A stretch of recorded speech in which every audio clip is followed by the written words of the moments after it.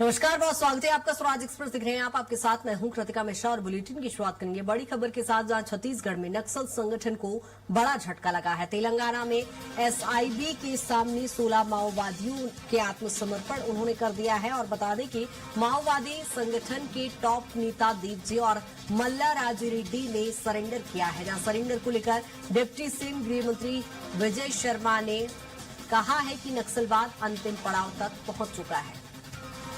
यहाँ आपको बता दें कि लगातार नक्सली आत्मसमर्पण इस समय कर रहे हैं और ऐसे में देवजी जैसी नक्सली नेताओं ने भी अब आत्मसमर्पण कर दिया है। इसको लेकर जहां खुद गृह मंत्री विजय शर्मा ने इसको लेकर पुष्टि कर दी है। नक्सल संगठन को एक बड़ा झटका लगा है। देवजी समेत 16 माओवादियों ने आत्मसमर्पण किया है। जहां बड़े केडर के नेता भी अब लगातार आत्मसमर्पण कर रहे हैं। जहां बीजापुर में देवजी समेत 16 नक्सलियों ने सरेंडर किया है और खुद डिप्टी सीएम विजय शर्मा ने इसकी पुष्टि की है।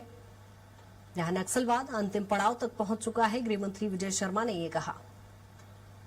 नक्सलवाद के समूल नाश की दिशा में चलने वाले इस राष्ट्रीय स्तर के अभियान में, जिसमें माननीय केंद्रीय गृह मंत्री अमित शाह जी की रणनीति और माननीय हमारे मुख्यमंत्री विष्णुदेव साय जी के छत्तीसगढ़ के परिप्रेक्ष्य में दिए हुए कार्य करने की स्वतंत्रता के आधार पर मैं आपसे कहना चाहता हूं कि राष्ट्रीय स्तर पर जो परिदृश्य है उसके आधार पर आज ये जो सूचना आ रही है कि तेलंगाना पुलिस के सामने देव जी ने, बसवराजू जो पहले जनरल सेक्रेटरी था इसका, उसके बाद Dev ji second senior most व्यक्ति था जो अभी जनरल सेक्रेटरी के नाते काम कर रहा था, उसने सरेंडर किया है।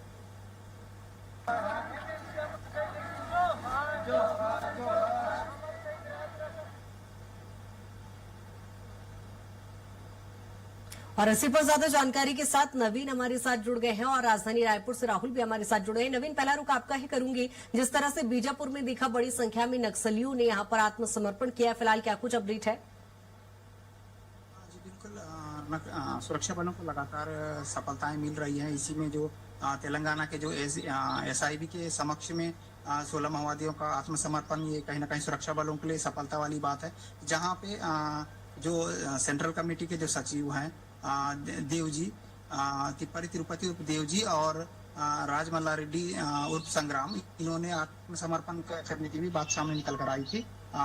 तो मैं आपको बता दूं कि ये कहीं ना कहीं सुरक्षा बलों के लिए बड़ी सफलता वाली बात है। जो तिप्परी तिरुपति हैं, इन पर तकरीबन छत्तीसगढ़ में 1 करोड़ से ऊपर का इनाम घोषित था और जो राजमल्ला रेड्डी हैं संग्राम, उन पर भी तकरीबन 1 करोड़ का इनाम घोषित था। जी ठीक है। राहुल भी हमारे साथ बने हुए हैं। राहुल, जिस तरह से देख रहे हैं बड़ी नक्सल जो लीडर हैं वो भी अब कहीं ना कहीं आत्मसमर्पण कर रहे हैं। क्या कहा जाए कि अब जो नक्सल ऑपरेशन है वो डेडलाइन के यानी लक्ष्य के एकदम नजदीक पहुंच गया है?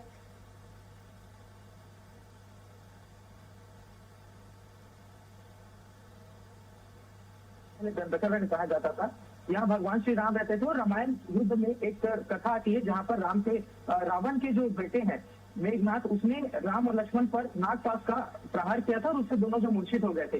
वैसी स्थिति छत्तीसगढ़ के परिप्रेक्ष्य में याद आती है, जहां पर देखा जाए तो दशकों से जो नक्सलवाद के नागपाश में छत्तीसगढ़ जकड़ा हुआ था वो धीरे धीरे उससे मुक्त हो रहा है। और 31 मार्च 2026 वह डेडलाइन है जब नक्सलवाद मुक्त करने के लिए लगातार जो सरकार है वो प्रयास कर रही है। और उसी के तहत जो आज बड़ा डेवलपमेंट हुआ है, जो 2 बड़े नक्सली कैडर्स ने आत्मसमर्पण किया, उसके साथ लगभग 25 लोगों ने आत्मसमर्पण किया है। तो इससे यह माना जा सकता है कि नक्सलवाद के खिलाफ जिस तरीके से लड़ाई छत्तीसगढ़ सरकार केंद्र सरकार के साथ मिलकर के लड़ रही है, सुरक्षा बल के तमाम जवानों के भुजाओं का परिक्रम है कि जिसके कारण ये जो परिणाम निकल कर आ रहे हैं, लगातार जो नक्सली है वो बड़ी संख्या में आत्मसमर्पण कर रहे हैं। और जिस तरीके से छत्तीसगढ़ के गृह मंत्री अमित शाह ने पूरे घटना पर अपना जो बयान दिया है, उन्होंने साफ तौर पर कहा है कि लगातार जो नक्सल के बड़े कैडर्स हैं वो आत्मसमर्पण कर रहे हैं। और जिस तरीके से देवजी का आत्मसमर्पण माना जा रहा है, काफी बड़ा नक्सली कैडर, काफी कुख्यात था, लगभग 25 लाख रुपए का इनाम इसके ऊपर जो सरकार है उसके द्वारा रखे गए थे। और इस बीच में जब लगातार ऐसे बड़े नक्सली आत्मसमर्पण कर रहे हैं तो ये बात और भी ज्यादा पुख्ता होती है कि 31 मार्च 2026 तक के नक्सलवाद खात्मे के लिए जिस तरीके से छत्तीसगढ़ सरकार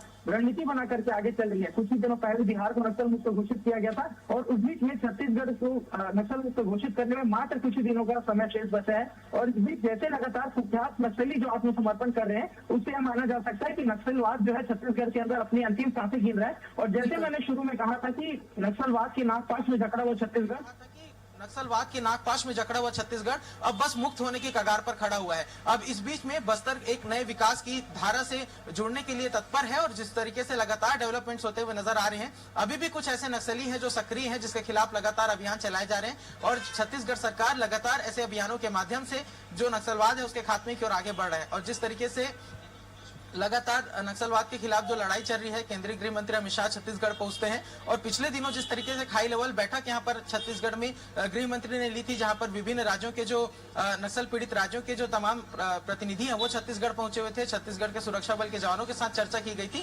यहाँ से इस पर बिल्कुल राहुल, कुल मिलाकर ये कहा जा सकता है कि लाल आतंक को खत्म करने का जो लक्ष्य केंद्र सरकार राज्य सरकार ने रखा है वो कहीं ना कहीं सफल तस्वीरें उसकी देखने को मिल रही है। नवीन लगातार बने हुए, नवीन जिस तरह से चूंकि देवजी जैसे बड़े आतंकी जब बड़े नक्सली सरेंडर कर देते हैं तो यदि हम धरातल पर देखें कितना सकारात्मक इसका असर पड़ेगा वहां पर, क्योंकि 16 और भी नक्सली हैं, लेकिन देवजी करोड़ों का इनामी नक्सली था, कई बड़ी घटनाओं में ये शामिल था। जिस तरह जो बड़े नक्सली कैडर हैं देवजी, इनके आत्मसमर्पण करने के बाद जो नक्सली संगठन है ये पूरी तरह से डगमगाया गया है और इसके आने वाले समय में जो जिस तरह से सुरक्षा जवान जो हैं लगातार कार्रवाई कर रहे हैं, इसके बाद जो बचे हैं वे भी आत्मसमर्पण करने की ओर अग्रसर होंगे, क्योंकि लगातार कार्रवाई कर रहे हैं और जो जिसके जो बड़े नक्सली कैडर हैं इनके आत्मसमर्पण करने के